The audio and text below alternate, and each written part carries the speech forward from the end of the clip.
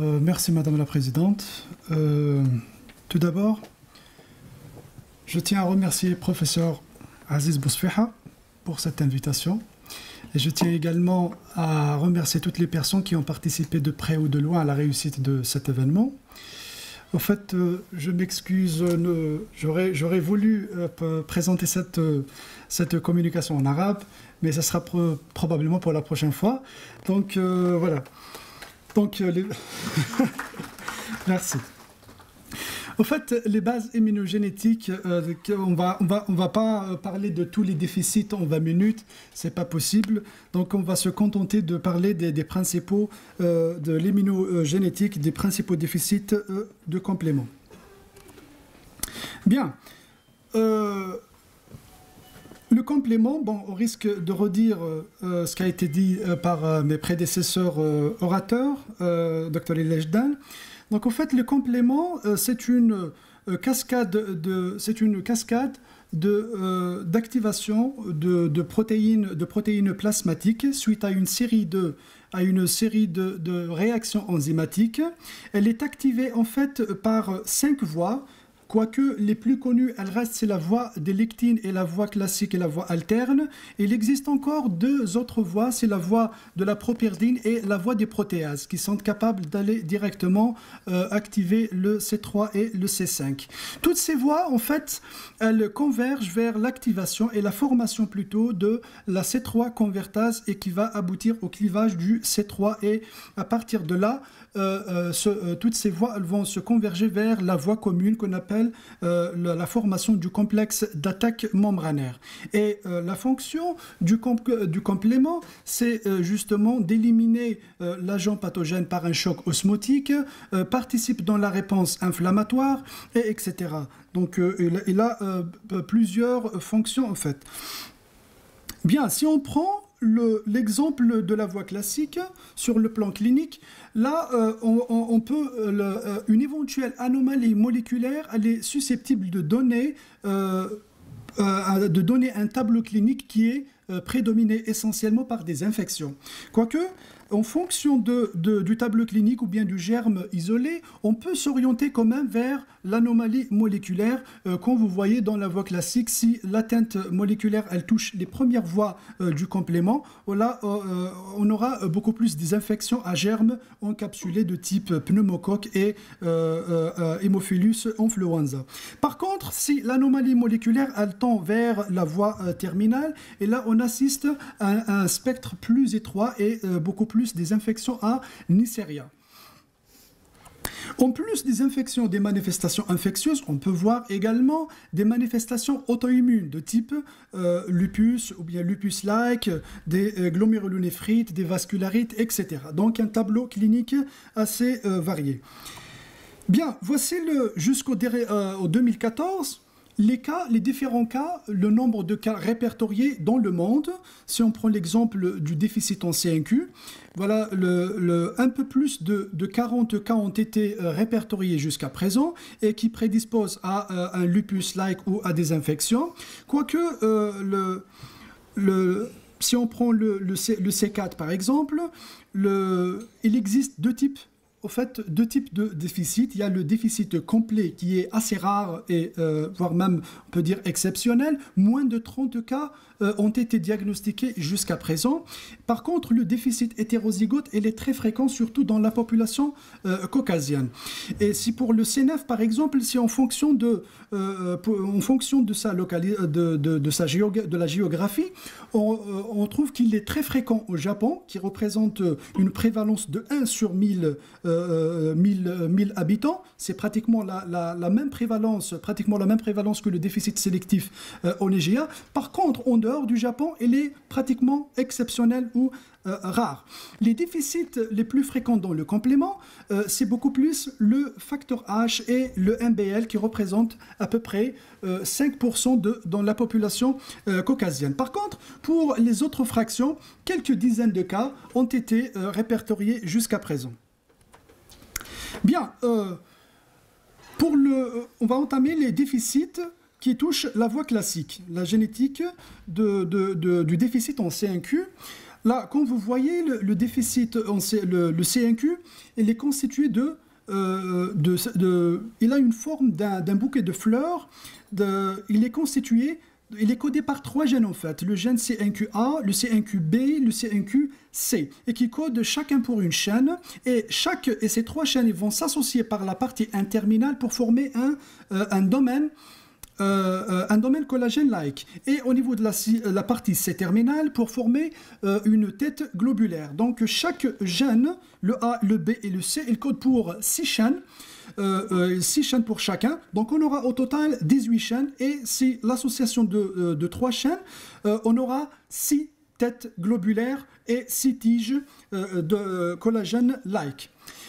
Bien, la plupart, les déficits associés au C1Q, qui touche les anomalies moléculaires qui touchent le C1Q, il n'y a pas de restriction ethnique. En fait, les déficits diagnostiqués, ils ont une ascendance, que ce soit une ascendance européenne, africaine, arabe, voire même asiatique.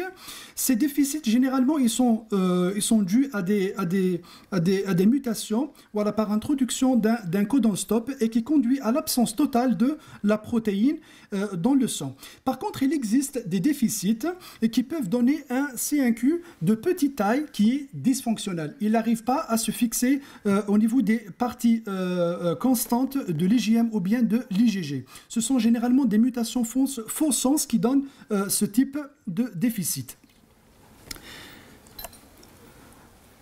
Toujours dans le déficit C1Q, parmi les 41 cas diagnostiqués jusqu'à l'année 2018, ces 41 cas qui appartiennent à 23 familles différentes. Parmi ces 23 familles, il existe 6 familles qui sont des familles turques. Alors, le Berkel, en 2000, il a réalisé cette étude, une étude génétique des différentes familles turques, voilà, qui sont localisées un peu partout dans la Turquie.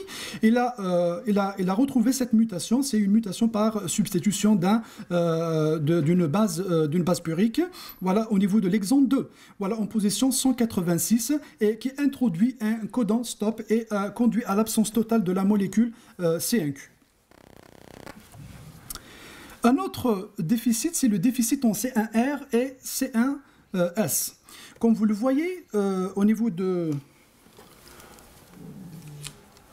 Comme vous le voyez, voilà le C1S et le C1R, voilà, qui se fixent au niveau des tiges, au niveau des domaines collagène-like du C1Q. Voilà, ils sont codés en fait par il est constitué en fait par constitué de 2 domaines C1, cube 1, cube 2 et 2 domaines également CCP1 et CCP2. Ils ont le C1S et le C1R, ils ont une homologie de structure qui est pratiquement de 99%. Voici cette nouvelle jusqu'à 2016 qu'ils ont découvert cette nouvelle association avec le déficit en C1R et C1S. Il s'agit du déficit du syndrome PEDS, c'est Periodontal Ehlers-Danlos Syndrome. C'est un syndrome qui se manifeste justement par des parodontites précoces et une récession gingivale, une gencive mince avec une absence de gencive attachée. En plus des manifestations cutanées également, des ecchymoses, une peau fragile et une cicatrisation également retardée et un système de vascularisation qui est très apparent. Il présente également des manifestations articulaires de type scoliose, des arthroses et une hyperlaxité également. En plus de tout ça, ils font beaucoup d'infections et un visage très particulier qui est le visage marfanoïde. Voilà, c'est l'article qui a été publié en 2016. Voici les familles, au total 19 familles entre familles américaines et européennes qui comprennent au total 107 personnes. Voilà, ce déficit a été considéré pendant des années comme un déficit autosomique récessif, or qu'en réalité, c'est un déficit autosomique dominant. La majorité des mutations qui ont été enregistrées et ont été identifiées, ce sont beaucoup plus des mutations faux sens ou des mutations par décalage de cadre de lecture, inferring deletion et insertion. Le déficit en C2, c'est un déficit autosomique récessif. Il représente dans la population européenne environ de moins de 1%. Parmi ces 1%, 60% sont asymptomatiques. Parmi les 30% qui restent, ils développent beaucoup plus des manifestations auto-immunes, surtout le lupus érythémateux systémique. On peut avoir même des infections bactériennes de type pneumonie et méningite. En fait, le déficit en C2, il existe deux types de déficit. Il y a le premier type qui est dû à une délétion de 28 paires de bases et qui conduit à l'absence totale, à la délétion du chromosome 6 et l'absence de la traduction de la fraction C2. Donc, pour cela, le C2, il sera absent au niveau sérique et au niveau intracytoplasmique. Par contre, le déficit en C2, c'est un déficit, ce sont des mutations ponctuelles, voilà, par changement d'acide aminé, voilà, sérine en position 189 par la phénylalanine, ou bien la glycine par l'arginine en position 144, et conduit à la synthèse d'un C2 qui sera retenu dans la cellule. Le déficit en C4, qui est un déficit, on voit les deux isomères. En fait, le déficit en C4, il est codé par deux gènes, le C4A et le C4B. Les deux gènes, ils donnent deux isoformes qui ont une homologie de structure pratiquement de 99%. C'est le déficit complet, c'est-à-dire le déficit homozygote, il est pratiquement rare. Seulement 28 cas ont été répertoriés et diagnostiqués jusqu'à présent, jusqu'à l'année 2016. Par contre, le déficit hétérozygote, il est très fréquent, surtout dans la population caucasienne. Ce déficit, il prédispose à beaucoup plus aux manifestations, il donne beaucoup plus un lupus ou lupus-like, mais quoique on peut avoir même des infections ou bien une atteinte rénale. La fréquence cumulée, c'est-à-dire la fréquence cumulée entre le déficit hétérozygote et l'homozygote dans la population caucasienne, elle est un peu plus de 30%. Donc voilà ce qui démontre sa fréquence dans la population caucasienne.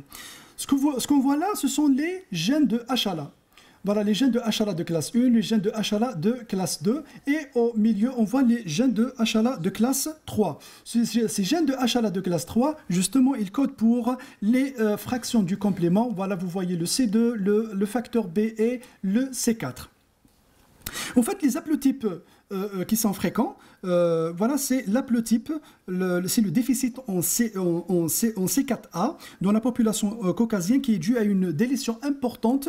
Et là, on aura un haplotype étendu de type, voilà, le HLA-A, voilà, qui représente, voilà, le HLA-A, c'est le A1, le HLA CW7, voilà, et le B, le B8, et le complément de C, le 2C, voilà, ça c'est le C2, pour le complément, le BFS pour le facteur B, et voilà, on voit un haplotype qui est nul, le gène nul qu'on appelle le C4AQ0, voilà, et le C4B1.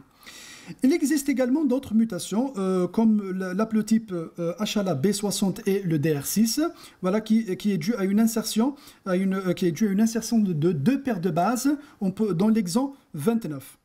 Et la conversion génique peut entraîner également un déficit en C4 ou en C4B, en C4A ou bien en C4B. Et là, c'est l'allèle, ou bien l'allèle, c'est le C4B Q0, qui résulte de la suppression totale du gène.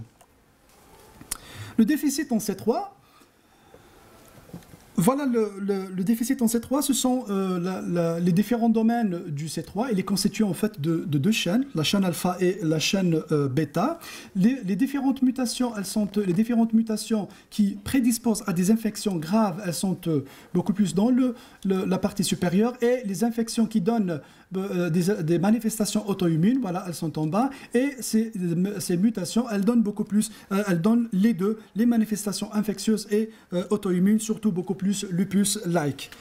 21% des mutations, ce sont des mutations hétérozygotes composites. Et les 29 et les 79% qui restent, ce sont des mutations homozygotes. Et là, ils ont retrouvé que les manifestations retrouvées jusqu'à présent, ce sont des anomalies d'épissage et les mutations non-sens. Et il y a également la suppression de 1 ou de 2 paires de bases, la suppression ou bien l'insertion d'une seule paire de bases ou bien des mutations faux sens. Les déficits qui touchent la voie alterne du complément. Pour le facteur B, un seul cas a été enregistré jusqu'à présent. C'est un déficit exceptionnel. Une seule femme a été de l'âge de 32 ans, issue d'un mariage non consanguin. C'est des parents non consanguins, un parent qui est anglais et l'autre écossais. Plusieurs infections, qui a présenté beaucoup d'infections graves depuis l'âge de 2 ans. En fait, c'est une mutation hétérozygote composite, c'est-à-dire de mutations qui sont différentes. Voilà, sur le chromosome, sur l'exon 6, voilà, sur l'exon 6, une mutation non-sens et une autre mutation par décalage de cadre de lecture sur l'exon 15.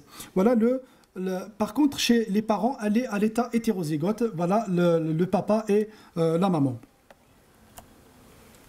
Le déficit en facteur D, en fait, il existe 5 cas ont été rapportés jusqu'à présent. Quand je dis 5 cas, s'il y a des cas à part, il y a des cas familiaux également.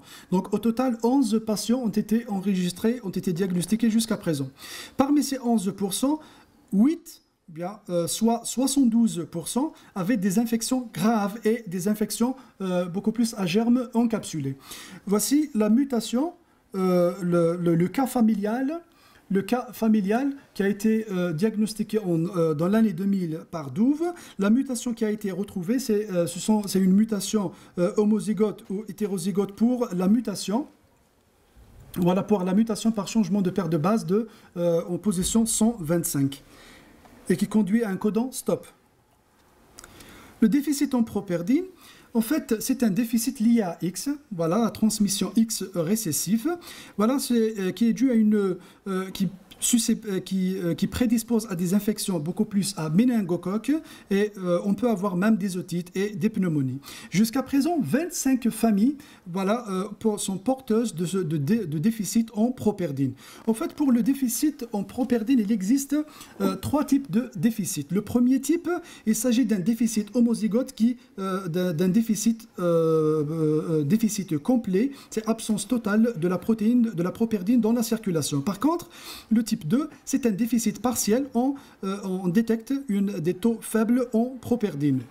Et la properdine, elle est récupérée de ces individus, est affectée, voilà, récupérée de ces individus affectés plutôt, elle présente un défaut d'oligomérisation qui consiste principalement en dimères.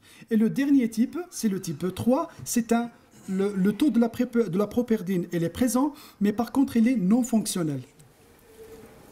Il est incapable de se lier au C3b. Voici les différentes familles diagnostiquées jusqu'à présent. Le déficit, le type 1, le déficit 1, c'est le plus fréquent.